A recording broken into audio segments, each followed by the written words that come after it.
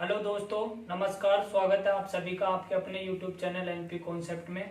मैं आपका तहे दिल से अभिनंदन करता हूं और मैं आशा करता हूं कि आप जहां भी होंगे वहां अच्छे होंगे। देखो दोस्तों, वीडियो को ज़्यादा से ज़्यादा शेयर किया करो यार। आप है ना वीडियो को शेयर नहीं करते हो और पूरी वीडियो को देखा करो, तभी तो आपको इंटरेस्ट आएगा पढ़ने में। पेन कॉपी साथ में लेके बैठा करो। वैसे अगर आप देखते हो वीडियो को तो 10-5 मिनट ही देख पाते हो, ज्यादा लंबा वीडियो नहीं देख पाते। ठीक है, मैं आज आपको चक्रवर्ती ब्याज का लास्ट वीडियो लेके आया हूं और इसके बाद में चक्रवर्ती ब्याज खत्म हो जाएगा। फिर हम नेक्स्ट टॉपिक की चर्चा करेंगे, लेकिन अभी फिलहाल हम बात कर रहे हैं आपसे चक्रवर्ती ब्याज का पार्ट 6 के बारे में।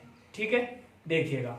मैं एक छोटी सी जानकारी बता रहा हूं, उसको आपको समझना है। फिर उसके बाद में आपको कोई भी चीज याद रखने की जरूरत नहीं है, ओनली फॉर एक लॉजिक सीखना है। उसके बाद में आप तुरंत प्रभाव से लगभग इस टाइप का कैसा भी सवाल होगा आप तुरंत प्रभाव से निकाल सकते हैं। देखिएगा, देखो मैंने फर्स्ट वीडियो के अंतर्गत दोस्तों आपको एक बात बताई थी, उस बात को ध्यान करो थोड़ा सा। मैंने बताया था कि अगर हमें चक्रवर्ती ब्याज ज्ञात करना है दोस्तों, क्या ज्ञात करना है? चक्रवर्ती ब्याज अगर ज्ञात करना है तो मैं यहाँ पे ये लिख सकता था कि चक्रवर्ती ब्याज यानी कि सीआई बराबर लिख सकता था पी कोष्टक में 1 प्लस में आर बटे में कितना हो गया दोस्तों 100, और यहाँ पे क्या था हमारे पास में समय, और माइनस में क्या था दोस्तों पी। एक तो ये सूत्र बताया था मैंने आपको, एक सूत्र जो बताया था मैंने अमाउंट बराबर, क्या बताया दोस्तों? अमाउंट बराबर में बताया था पी कोष्टक में, फिर 1 प्लस में आर बटे में कितना था यहाँ पे 100, और ये क्या था दोस्तों टी। ये चीज आपको थोड़ा सा ध्यान रखना है कि अगर हमें अमाउंट ज्ञात करना है तो अमाउंट बराबर में पी कोष्टक 1 प्लस आर बटे में कितना 100 और बटे में कितना होता है 1। ये चीज आप ध्यान रखो। तो मैंने आपको ये चीज बताई थी कि अगर मेरे पास में ये चीज है तो इसको मैं एक दूसरी कंडीशन पे भी लिख सकता था, यानी कि ए बटे में, बहुत अच्छी चीज है दोस्तों, ए बटे में क्या लिख सकता हूं पी, क्योंकि ये पी को मैं बराबर के इधर लेके आया तो भाग में लग जाएगा। बराबर में ये कंडीशन क्या बनेगी हमारे पास में दोस्तों? ये बनेगा हमारे पास में, देखो 100 यानी कि 100 से 1 से गुणा किया तो कितना हो गया 100, प्लस में कितना हो गया दोस्तों आर बटे में यहाँ पे कितना होगा दोस्तों 100, और ये ब्रैकेट लगाया और ब्रैकेट के ऊपर क्या हुआ हमारे पास में टाइम। अब देखना मैं आपको क्या खेल बताता हूं। एक खेल इस तरीके से होगा, जो आप अगर उस चीज को समझ जाएंगे तो बड़ा सा बड़ा भयंकर से भयंकर सवाल आप चंद सेकंडों में निकाल सकते हैं। देखिएगा, अब मैं एक छोटा सा सवाल रख रहा हूं आपके सामने कि उसके अंतर्गत लिखा हुआ है दोस्तों कि कोई धनराशि चक्रवर्ती ब्याज की दर से 2 वर्ष में 4500 रुपया तथा 4 वर्ष में 6750 रुपया हो जाती है, तो वह धनराशि ज्ञात करें।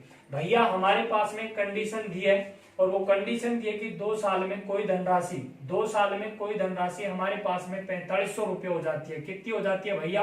4500। कोई धनराशि 2 साल में 4500 रुपया हो जाती है, तो फिर बंदे ने दोबारा से बोला है कि 4 साल में, कितने साल में भैया? 4 साल में वही धनराशि हमारे पास में कितनी 6700 कितनी हो रही है भैया? 50। तो फिर बंदा यहाँ से 2 सवाल पूछ सकता है, या तो पूछेगा दोस्तों आपसे दर प्रतिशत क्या होगी, या फिर पूछेगा मूलधन क्या होगा। लेकिन फिलहाल अभी सवाल के अंतर्गत जो पूछा है वो पूछा है कि मूलधन क्या होगा। आपको एक बात समझनी है, उसके बाद में आपको कोई बात पे ध्यान नहीं देना है। आप यहाँ देखिएगा कि मेरे पास में ये देखो अमाउंट बटे में क्या है पी बराबर में 100 प्लस में आर बटे में कितना 100, ब्रैकेट बंद क्या है टी। ऐसी कोई चीज नहीं है कि जो आप लॉजिक के बगैर उस चीज को कर सकते हैं। अगर आपके दिमाग में लॉजिक या फिर कॉन्सेप्ट अगर दिमाग में क्लियर तरीके से, तो आप डायरेक्ट जा सकते हैं। तो वही चीज मैं आपको समझा रहा हूँ, समझने की कोशिश करना है। देखिएगा किस तरीके से मैं यहाँ पे लिख सकता हूँ आपके पास में कि 2 साल में कोई धनराशि कितनी हो रही है मेरे पास में 4500 रुपया। तो आप यहाँ समझिएगा, देखो यहाँ लिख सकता हूं मैं कि देखो ए कितना है मेरे पास में, फर्स्ट कंडीशन पे ए कितना है 4500 रुपए। तो मैं यहाँ पे लिख सकता हूँ कि 4500 रुपया बराबर में पी का पता है नहीं, तो यहाँ पे लिख सकता हूँ 1 प्लस में कितना यहाँ पे लिख सकता हूँ 100 प्लस में कितना, डायरेक्ट लिख रहा हूं मैं 100 प्लस में आर बटे में कितना हो गया 100, और ये यहाँ पे हो गया हमारे पास में टाइम। तो ये इक्वेशन कौन सी होगी? 1, यानी कि समीकरण कितनी बढ़ गई दोस्तों? 1। दूसरी कंडीशन पे लिख सकता हूं मैं, यहाँ से लिख सकता हूँ 6700 कितना 50, बराबर में क्या लिख सकता हूं दोस्तों, P यानी कि मूलधन, ये हो गया मेरे पास में 100 प्लस में कितना हो गया R, और बटे में कितना हो गया नीचे कितना 100, और यहाँ पे पावर लगा T यानी कि समय, और ये समीकरण कितना 2। अगर मैं अब यहां से देखूं कि समीकरण 2 में अगर मैं समीकरण 1 का भाग दूंगा तो मेरे पास में जो राशि निकल के आएगी वो क्या निकल के आएगा, ब्याज निकल के आएगा। क्या निकल के आएगा दोस्तों, ब्याज। तो मैं यहाँ पे लिख सकता हूं कि समीकरण 2 में समीकरण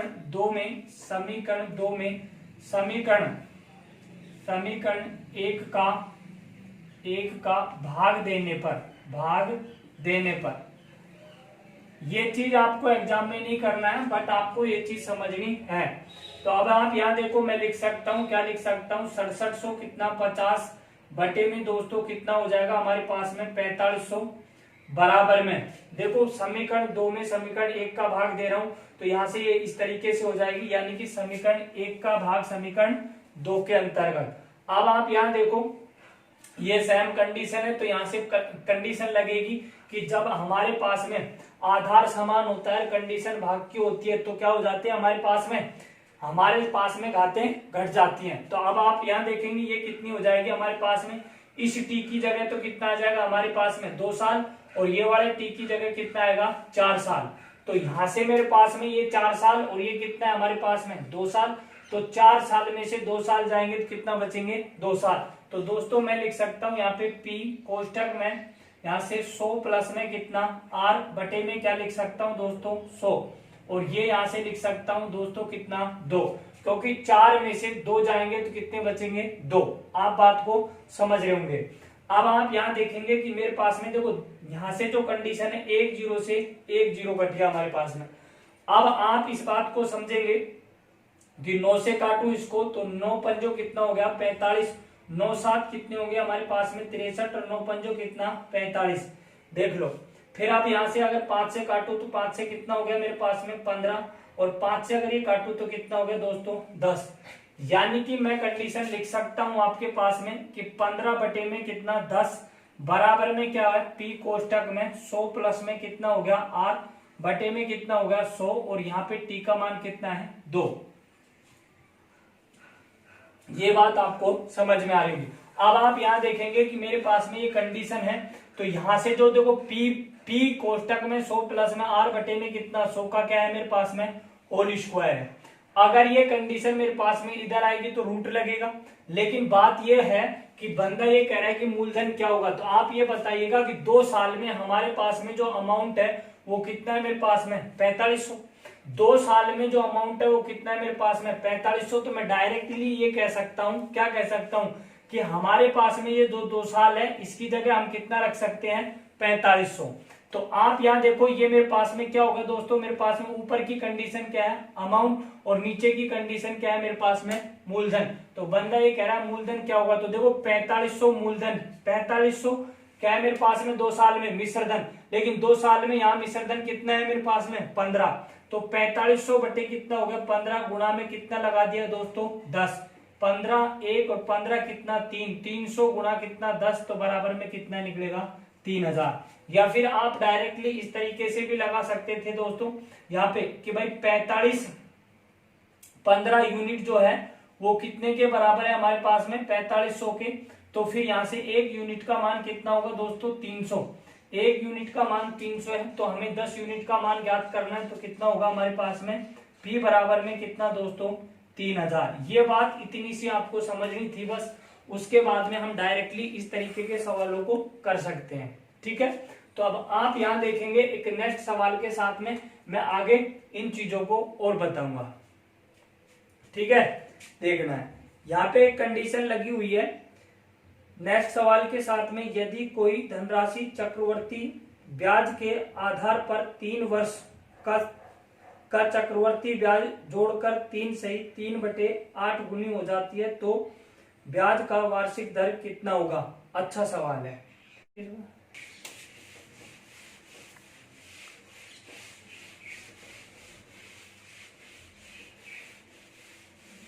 देखो हमारे साथ में जो सवाल दिया था दोस्तों वो ये दिया था कि चक्रवर्ती ब्याज की जो राशि है वो 3 साल में जुड़कर 3/3 गुनी हो रही है, तो दर ज्ञात करनी है। क्या दिया है, यहाँ पे दिया है कि 3 साल में, कितने साल में, 3 साल में जुड़कर 3/3 गुनी हो रही है। तो एग्जामिनर को जो चाहिए वो चाहिए दर प्रतिशत क्या होगी, दर प्रतिशत हमारे पास में क्या आंसर होगा, दर परसेंट बराबर में क्या होगा। अब आप यहाँ देखो कि भैया हमारे पास में 3 साल में कितनी हो रही है, 8 3 24, 24 और 3 कितना 27। तो मैं यहाँ लिख सकता हूं कि 3 साल में कोई धनराशि स्वयं की 27 बटे में कितनी हो रही है, 8। आप एक बात दिमाग के अंतर्गत ये बैठा लीजिएगा कि 3 साल में हमारे पास में 27/8 हो रही है, तो एक साल में क्या लिख सकते हैं, देखिएगा यहाँ पे इसके हमें क्या करने होते हैं, 2 टुकड़े करने होते हैं। देखो 1 साल प्लस फिर 1 साल प्लस फिर 1 साल प्लस हो गया हमारे पास में। तो यहाँ से कितना 1 1 1, तो क्या होगा 3 साल में कितनी गुनी हो रही है, ये 27 बटे में कितना 8।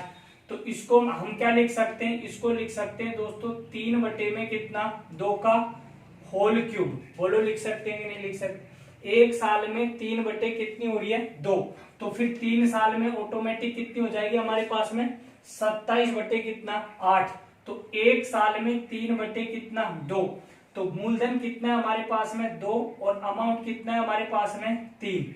तो अब आप एक बात बताइएगा मेरे पास में कि यहाँ पे हमारे पास में जो ब्याज है वो कितना है, अमाउंट में से अगर मैं प्रिंसिपल घटा दूं तो कितना बचेगा 1। तो 1 बटे में कितना हो जाएगा 2 गुणा में कितना होगा दोस्तों 100। तो यहां से कंडीशन काटी तो यहां से कितना आया 50%। कितना बनेगा 50%। ठीक है, मैं आशा करता हूं कि ये बात आपको समझ में आई होगी।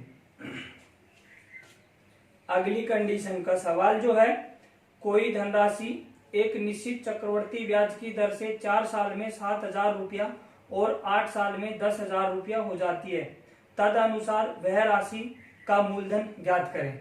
ठीक है, कोई धनराशि है दोस्तों और हमारे पास में जो दिया है कि 7 साल में धनराशि 4 वर्ष में 7,000 होती है दोस्तों। कितना दिया है 4 साल में हमारे पास में कितनी हो रही है 7,000।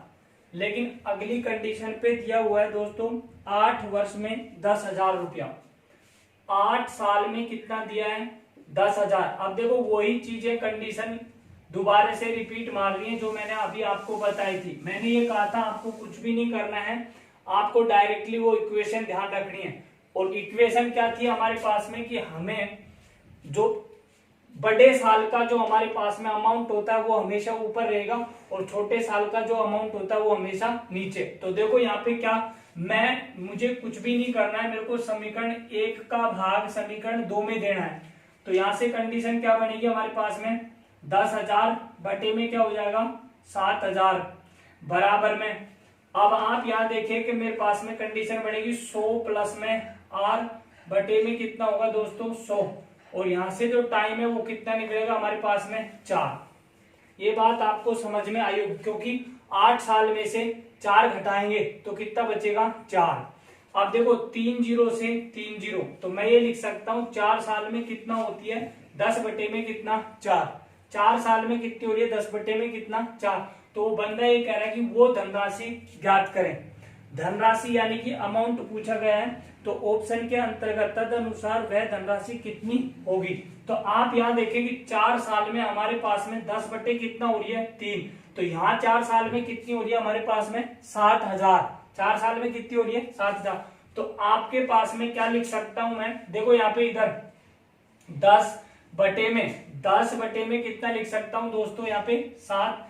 लेकिन यहाँ पे क्या था आपके पास में ये कंडीशन थी P, तो ये 10/7 की जगह ये कंडीशन लिख सकता हूं। तो हमारे पास में जो अमाउंट है वो कितना है मेरे पास में, प्रिंसिपल जो दिया है वो कितना दिया है 7 और यहाँ पे कितना है हमारे पास में 7,000। तो मैं ये लिख सकता हूं अमाउंट यहाँ पे कितना है 10 और यहाँ पे कितना है मेरे पास में प्रिंसिपल 7।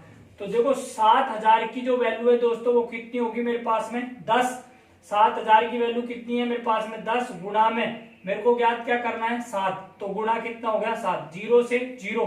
तो आंसर जो निकलेंगे हमारे पास में वो कितना निकलेगा 4900 रुपया। कितना निकलेगा दोस्तों 4900 रुपया क्या होंगे मूलधन।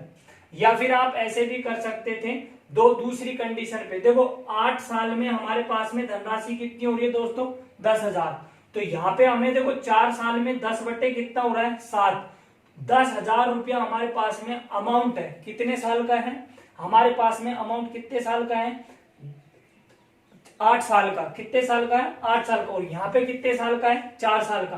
तो अब आप इधर देखेंगे कि 4 साल में 10 बटे कितना हो रहा है 7, फिर अगले 4 साल में 10 बटे कितना 7।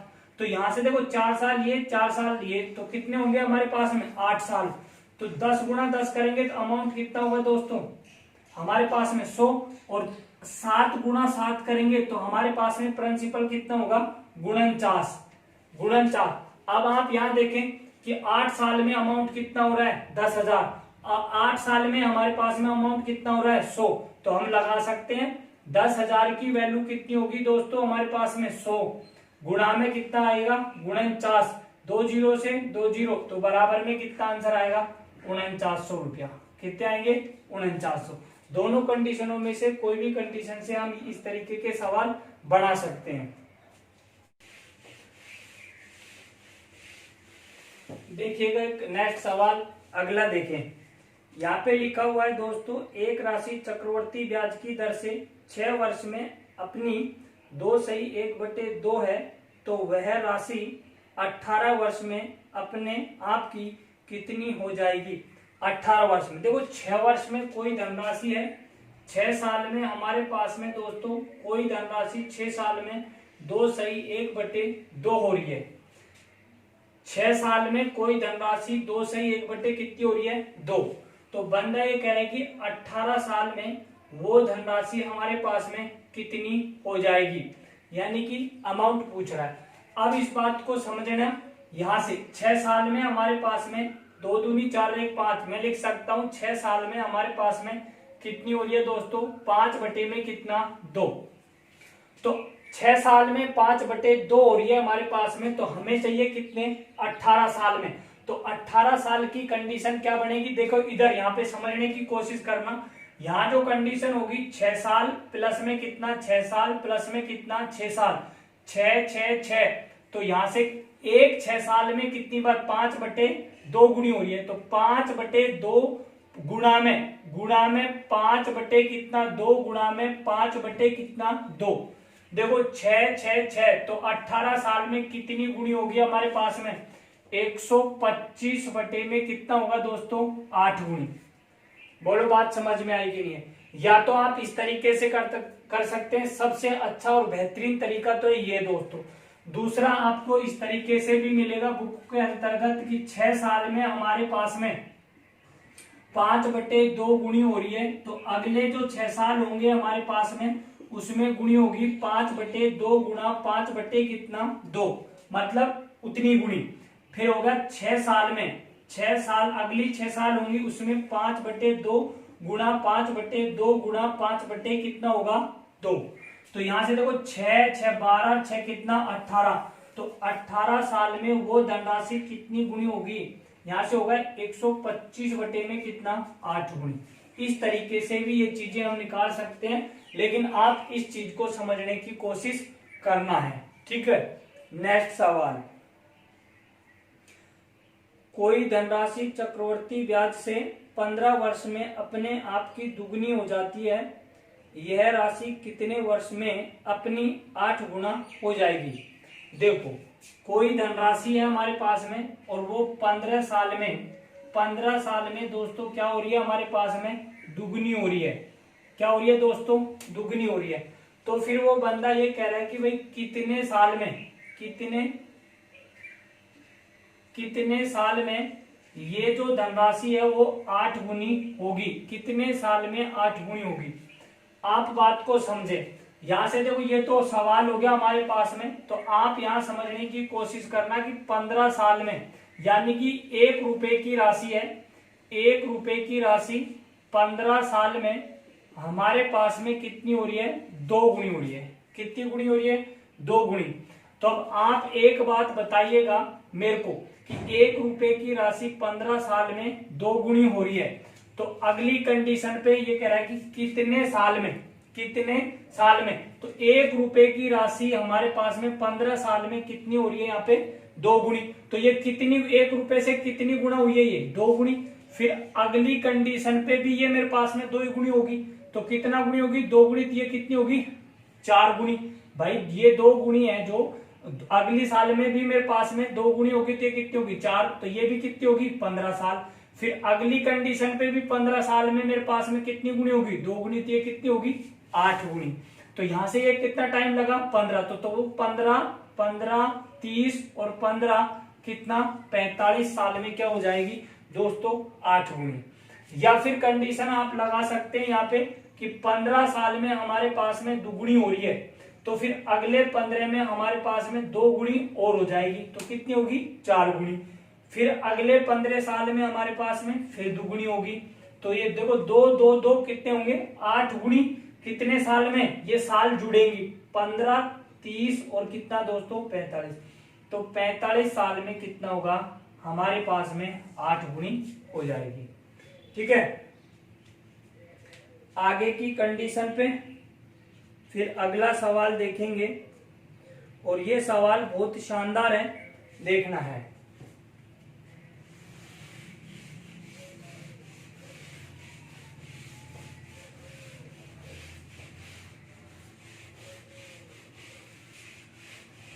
देखो, बात को समझने की कोशिश करना, बहुत अच्छा शानदार सवाल है।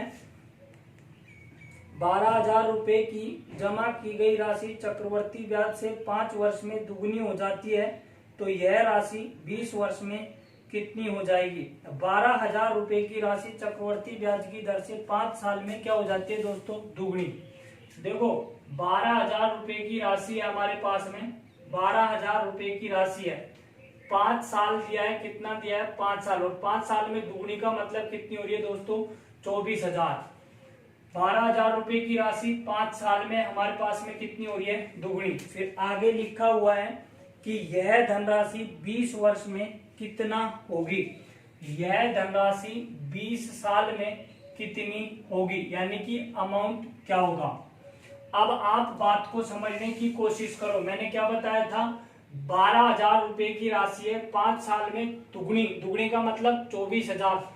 तो 20 साल में वह धनराशि कितनी होगी दोस्तों, आप समझने की कोशिश करें। मैंने बोला ना आपको, हमारे पास में अमाउंट यानी कि 24,000 बटे में क्या लिख सकता हूं मैं, 12,000। क्या लिख सकता हूं दोस्तों, 12,000। मैंने बताया कि समीकरण पहली वाली का समीकरण दूसरी में क्या देना है, भाग। तो पहली समीकरण तो होगी हमारे पास में कि भाई 12,000 रुपए की राशि है, और वो हमारे पास में 5 साल में कितनी हो रही है, 24,000। तो देखो 24,000 बटे में कितना, 12,000, बराबर में लिख सकते हैं दोस्तों P। फिर यहाँ पे कितना होगा, 100 प्लस में R बटे में कितना हो जाएगा दोस्तों, 100।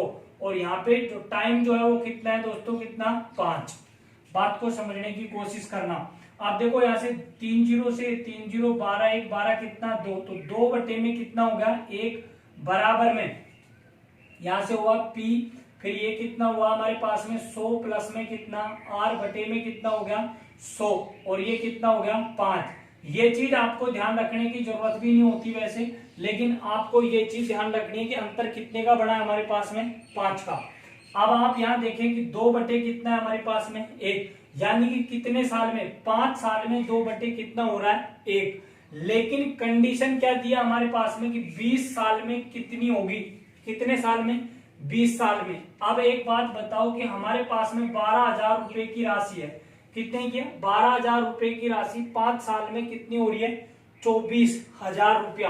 तो 24,000 की वैल्यू, ये 24,000 है हमारे पास में, और 24,000 रुपए की वैल्यू हमारे पास में कितनी है, 2। कितनी है दोस्तों, 2। क्योंकि हमारे पास में 24,000 जो अमाउंट है वो कितने हैं, 2। तो 24,000 बटे में कितना होगा दोस्तों, 2। लेकिन उसने क्या कहा, 20 साल की कहा है। तो 20 साल की कहा है, तो आप 2 बटे 1 जो है हमारे पास में वो ओनली 5 साल के लिए। 5 साल में हमारे पास में कोई धनराशि 2 बटे 1 गुणी हुई है, तो फिर यहाँ पे क्या होगा, 5 प्लस 5 प्लस 5 प्लस कितना, 5। तो ये कितने हो गया हमारे पास में, 20। तो यहाँ पे भी कितना गुना हो गया हमारे पास में, 4 बार। 2 गुणा 2 हम कितनी बार करेंगे दोस्तों, 4 बार। तो देखो 2 4 ये 8 और ये कितना 16। तो हम गुणा में कितना लिख सकते हैं दोस्तों 16। 2 का भाग देंगे, यहाँ पे कितना निकलेगा हमारे पास में 12,000 और 12,000 गुणा कितना करेंगे 16। 16 गुणा 12,000 या 12,000 गुणा 16, तो ये निकलेगा 192 और बच गया हमारे पास में कितना 3 जीरो। तो टोटल धनराशि बनेगी अपने पास में 1,92,000 रुपए की। इसी तरीके से हम दोस्तों ब्रेक लेते हैं और फिर मिलेंगे हम आपको नेक्स्ट वीडियो के अंतर्गत। इसी तरीके से हमारे जो वीडियो जो है आपको पसंद अगर आते हैं तो चैनल को सब्सक्राइब करें, लाइक करें और शेयर करें। ठीक है।